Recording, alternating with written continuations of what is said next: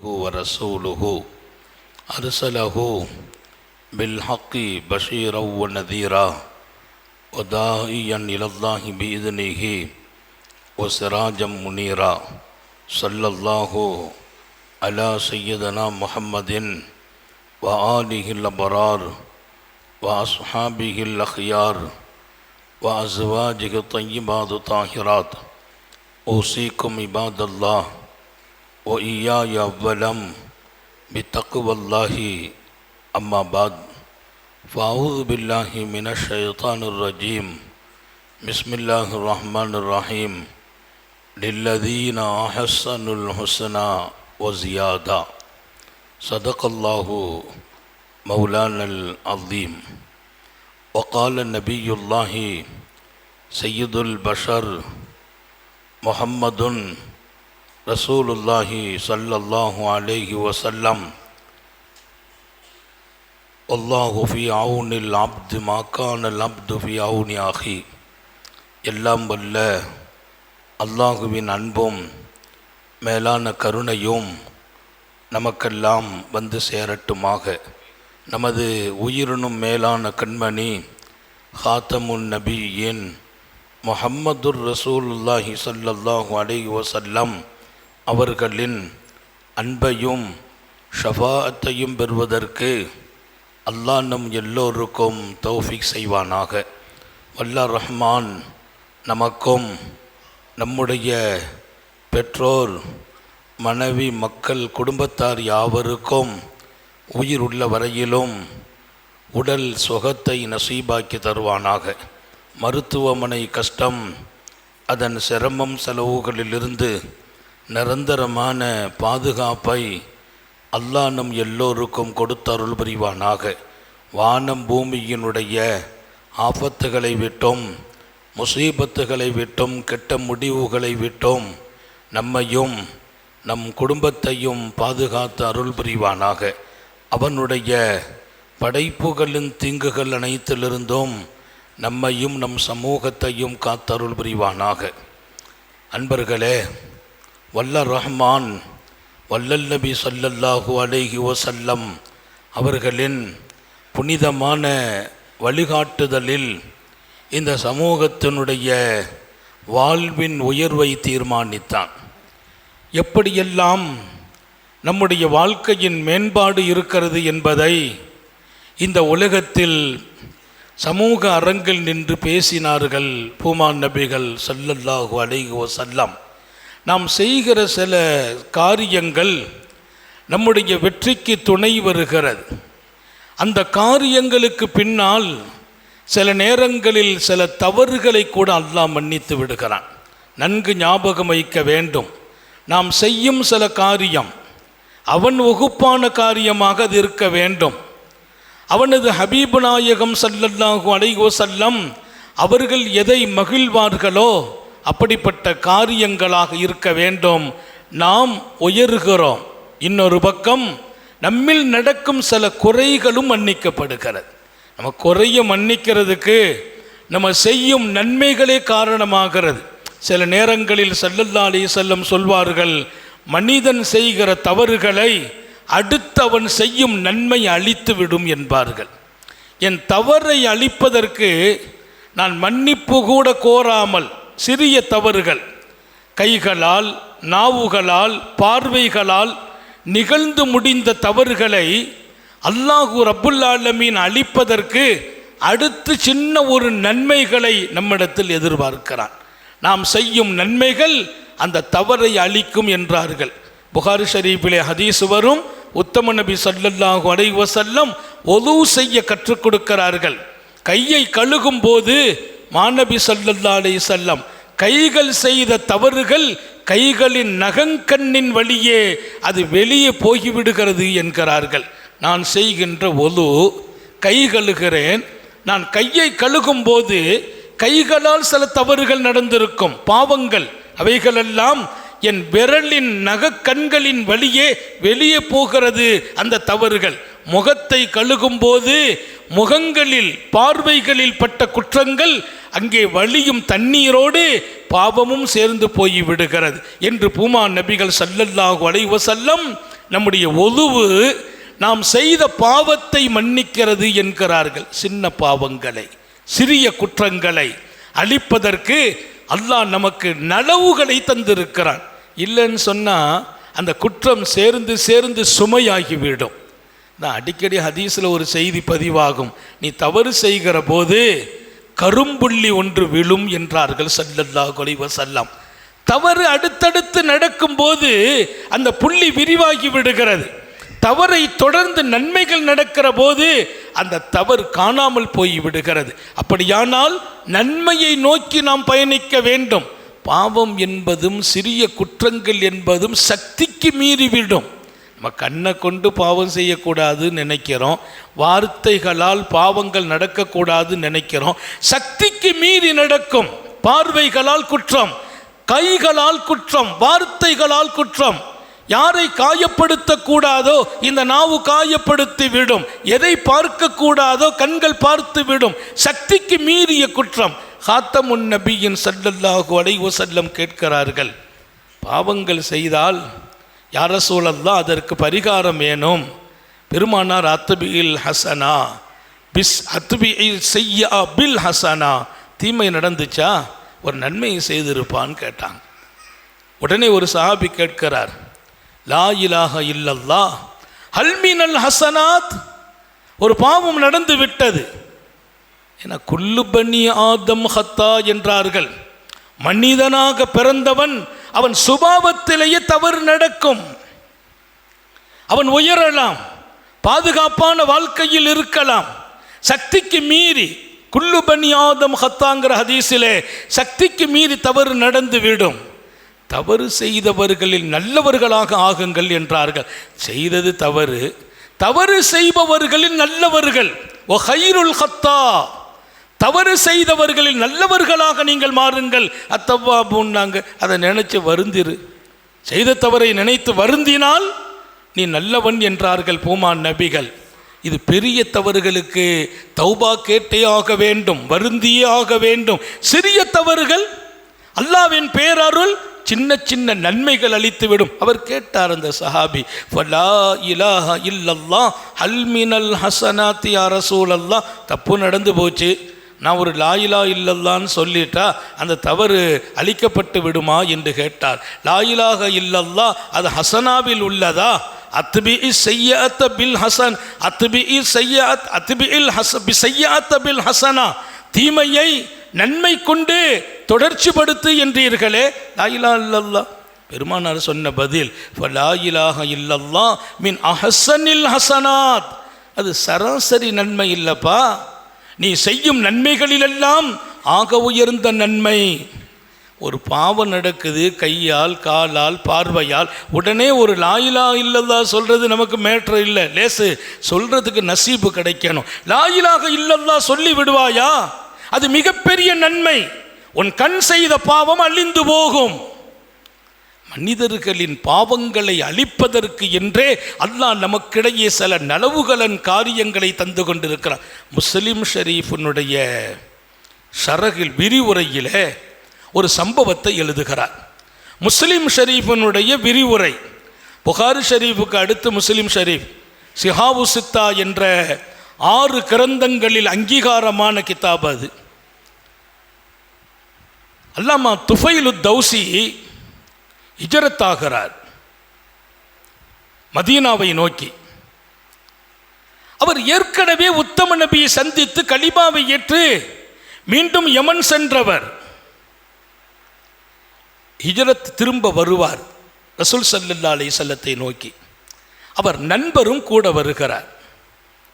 அவருடைய நண்பர் இவருடைய உத்தரவை ஏற்று, அழைப்பை ஏற்று அவரும் ஈமானோடு தொடர்பாகி நான் மாநபியை சந்திக்க வேண்டும் என்று புறப்பட்டு வந்தார். நான் வியந்து போன ஆச்சரியமான சம்பவம் இது, நிகழ்ச்சி இது. அங்கீகாரமான கிதாபு செய்த பதிவு.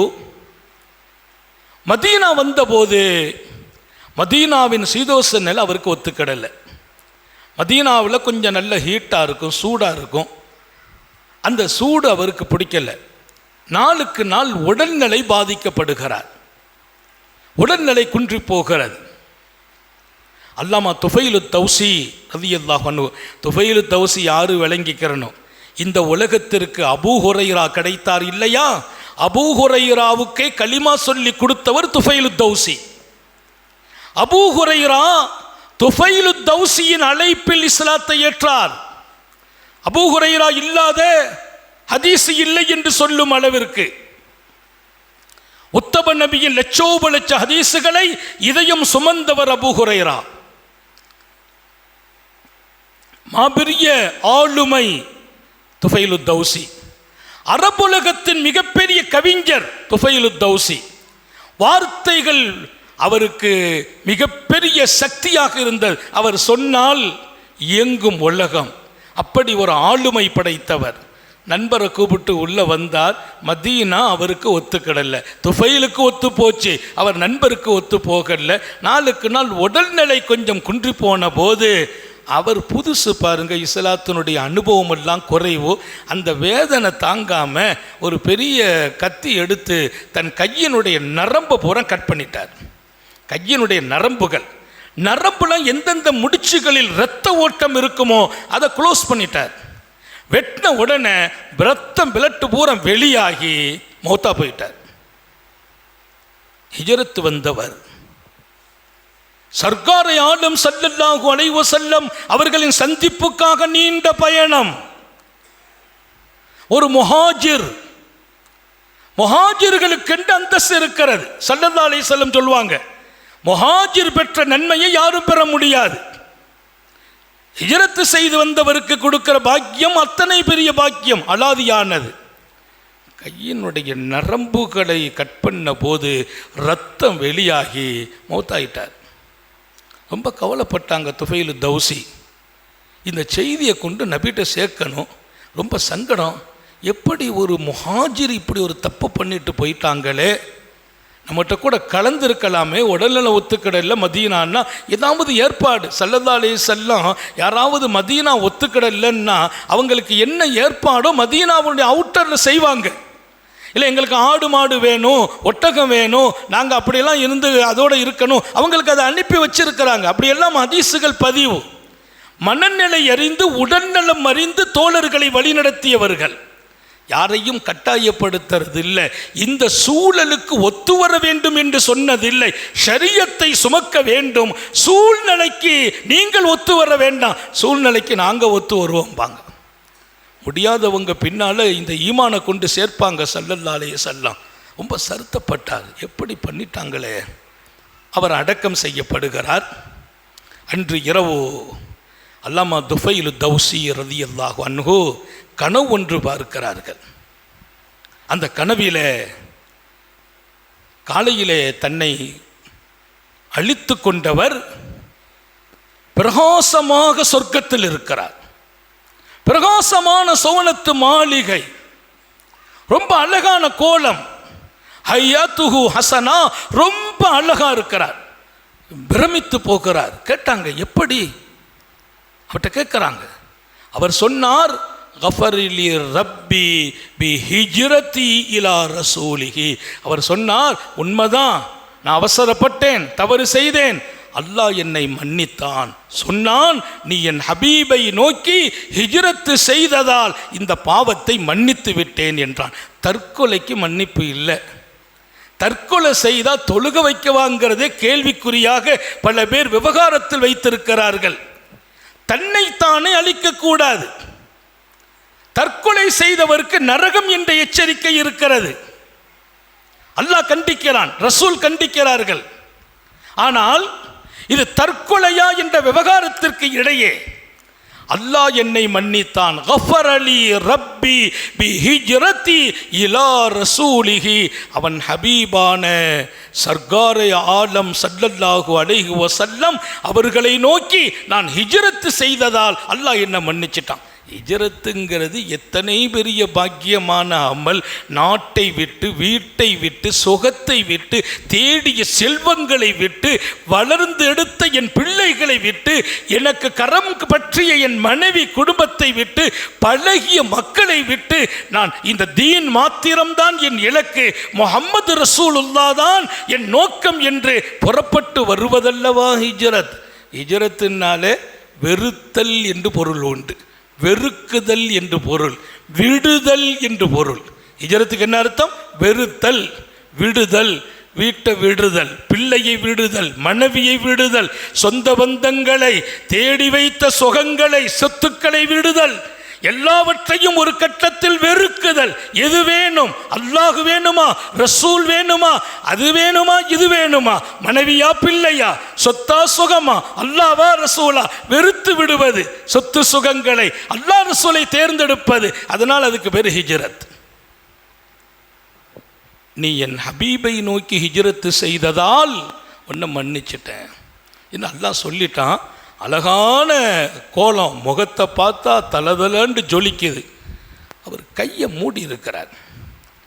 எந்த கையை வெட்டினாரோ அதில் ரத்தம் வெளியாகி மௌத்தானாரோ அந்த கையை மூடி வச்சிருக்கிறார். அந்த கையை மட்டும் ஓப்பன் இல்லை. நான் கேட்டேன், அது என்னான்னு கேட்டேன். இல்லை, இது நான் வெட்டின கை. சொர்க்கம் கொடுத்துட்டான் அல்லாஹ், பிரகாசமாக்கி விட்டான். லன்னுஸ்லிஹமா அஃப்சத்தா, அல்லாஹ் சொன்னான், நீயாக வீணாக்கி கெடுத்ததை நான் சரி செய்ய மாட்டேன் என்றான் அல்லாஹ். அது நீ கெடுத்தது. நான் கொடுத்த சுகம், நான் கொடுத்த ஆரோக்கியம், வீணாக்குபவர்கள் குற்றவாளிகள். எனக்கு சுகம் இருக்குது, நானா சாப்பிடாம டைட்டுன்ற பேரில் பட்னி கிடந்து பசி கிடந்து அதனுடைய வரம்பை மீறி உடலில் நோயை உண்டாக்கினேனா நான் குற்றவாளி. என் சுகம் அல்லாஹ் கொடுத்த நியாமத், அதை பாதுகாக்க தவறினால் நான் குற்றவாளி. எல்லா விஷயத்திலும் ஆரோக்கியமா வாழணும், ஆரோக்கியத்தை காப்பாற்றணும். தொழுகை கடமை, என் உடலை பேணுவதும் கடமை. உடலை காப்பாற்றல, உடலை பேணல்ல. அதனால தான் தற்கொலைக்கு தண்டனை, நரகம். ஏன்? நான் கொடுத்த வாழ்க்கையை அழிக்கும் அதிகாரம் யாருக்கும் இல்லை. நான் கொடுத்த வாழ்க்கை நான் முடிக்கும் போது முடிய வேண்டும், துவக்கிய போது துவங்க வேண்டும். அழிக்கும் அனுமதி இல்லை. நீ ஒன்று அழித்துக் கொள்வதற்கு கஷ்டத்தை தாங்க முடியல, துன்பத்தை தாங்க முடியல. நீ தாங்க முடியாத துயரை நான் கொடுப்பதில்லை. நீ தாங்க முடியாத துயர்களை தருவதில்லை. தாங்க முடியலைங்கிறது உன் பலகீனம். அப்போ என் சுகத்தை நான் பேணணும். அல்லாஹ் சொன்ன பதில் அழகான பதில், லன்னுஸ்லிஹமா அஃப்சத்தா, எல்லாத்தையும் அழகாக்கிட்டேன், ஹிஜ்ரத்து வந்ததற்காக பிரகாசமாக்கினேன், சொர்க்கம் கொடுத்துட்டேன். இந்த கையை மட்டும் நான் சரி செய்ய மாட்டேன். நான் அல்லாஹ் அதை கை ஒடிஞ்ச மாதிரி, ரத்தம் போன மாதிரி, சூம்பி போன நிலையில் இருக்கும் துணியை போட்டு சொர்க்கத்திலும் மூடி இருக்கிறார். அதை நான் சரி செய்ய மாட்டேன். ஏன்? நீயாக கெடுத்தாய். அல்லாஹ் நம்ம ஆரோக்கியத்தை வீணாக்குவதிலிருந்து பாதுகாப்பானாக. எந்த ஒரு சஞ்சலத்திற்காக தீர்வு என்னை நான் அழித்து கொள்வதல்ல. காதல் தோல்வி, பொருளாதார தோல்வி, வியாபார நஷ்டம், கடனாளியாக போய்விட்டேன், இதற்கு பகரம் தற்கொலையா? காதல் தோல்விக்கு பகரம் தற்கொலையா? வாழ்வதல்லவா பாக்கியம்? வாழ்க்கையை இழக்கிற அனுமதியை அல்லாஹ் கொடுக்கவில்லை. இழந்தாயா? அதை மீட்டி நான் தரமாட்டேன், நீ அளித்த ஒன்று என்றான் அல்லாஹ்.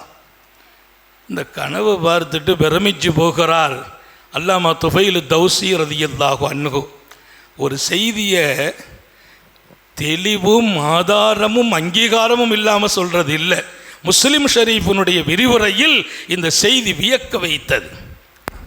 நேராக ஓடி வந்தாங்க துஃபைல் தௌசி உத்தம நபியின் தர்பாரில். யா ரசூலல்லாஹ், நேற்று இப்படி மௌத்தா போனார் நம்ம நண்பர், கனவுல பார்த்தேன், ரொம்ப ஜோராக இருக்கிறார், ஜொலிக்கிறார். யா ரசூலல்லாஹ், தங்கம் போல் மிளிர்கிறார். சோனபதியில் அல்லாஹ் அழகாக்கினான். காரணம் கேட்டேன். ஹிஜ்ரத்து செய்தாய் அல்லவா என் ஹபீபை நோக்கி, நபி பெருமானாரை நோக்கி நாம் செய்கிற எல்லா பயணமும் அல்லாஹ் நம்ம அந்தஸ்தை உயர்த்தி வச்சிருவான்.